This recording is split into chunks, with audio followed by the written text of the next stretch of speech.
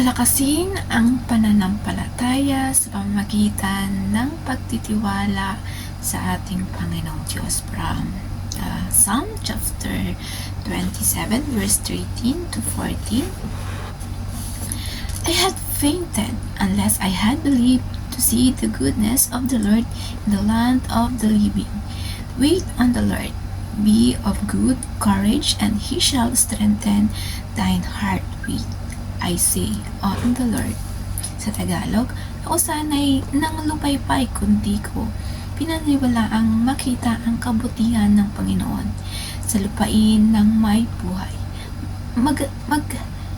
Magantay ka sa Panginoon, ikaw ay magpakalakas at magdalang tapang ang iyong puso. Oo, umasa ka sa Panginoon. So, napakagandang verse po ito, no?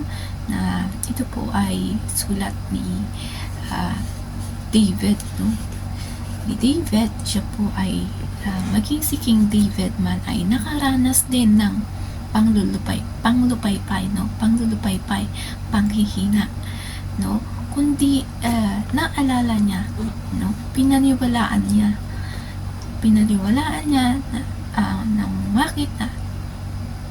na makita ang kabutihan ng Panginoon, no? Kung naalala niya sa kanyang pag-iisa ang mga kabutihan, ang mga ginawa ng Panginoon sa kanyang buhay, at doon ay lumalakas siya sa tuwing naaalala niya ang mga kabutihan na ginagawa ng Panginoon. Maging din sa ating mga sarili, no?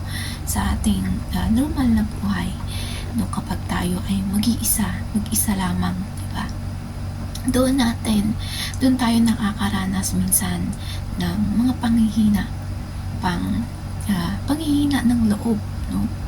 Ngunit sanayin natin ang ating sarili na sa panahon na tayo ay mag-isa, paano natin palalakasin ang ating mga sarili, no?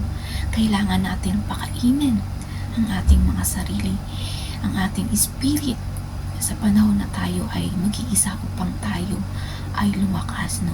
Ang pag-meditate ng Word of God, ang pagbabasa ng Bible at pag-meditate nito, dito tayo ay lumalakas. Sa panahon na tayo ay naghihina, alalahanin natin ang kabutihan na ginawa ng Panginoong Diyos sa atin. Sabi nga sa Matthew chapter 5 to 8,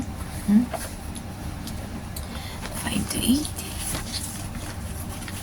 Matthew chapter 5 verse 8, Blessed are the pure in heart, for they shall see God. So, sabi dito, mapapalad ang mga may malinis na puso sapagkat makikita nila ang Diyos. So, kung malinis ang ating puso, no?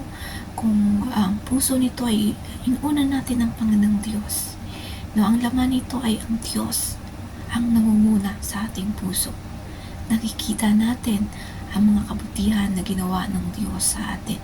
So, magpakalinis tayong lagi upang makita natin ang kabutihan ng Diyos sa ating buhay, ang kanyang mga ginagawa, no? Sa kabila ng lahat, kapag tayo lamang ay mag-isa, minsan doon talaga tayo nakakaramdam ng mga panghihina, panglubaybay kapag tayo ay mag-isa lamang. Kaya ang sabi ng Panginoong Diyos ayon kay King David, no, na siya man ay nakaranas din ng panghihina, ay palakasin natin, makita natin, tingnan natin ang kabutihan gawa ng Diyos sa atin, no?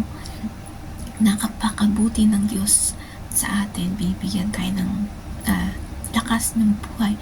Sa unang-unang dito, salamat sa Diyos sa ating buhay, sa ating mga hininga, mga pagpapala ng Diyos sa atin na binibigay niya sa araw-araw. Doon pa lamang magpapasalamat na tayo, maging sa ating salvation, no?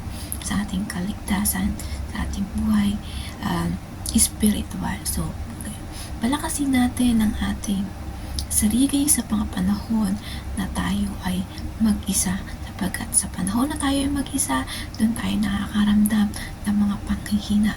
Ngunit alalahanin natin ang mga kabutihan, ang kawaan ng Diyos, ang biyaya ng Diyos sa ating buhay, upang doon tayo ay lumakas at lagi tayong manalangin sa Diyos. Lagi nating tawagin ang Panginoon at lagi tayong magbasa ng Bible at i-meditate ito upang palakasin ang ating sarili.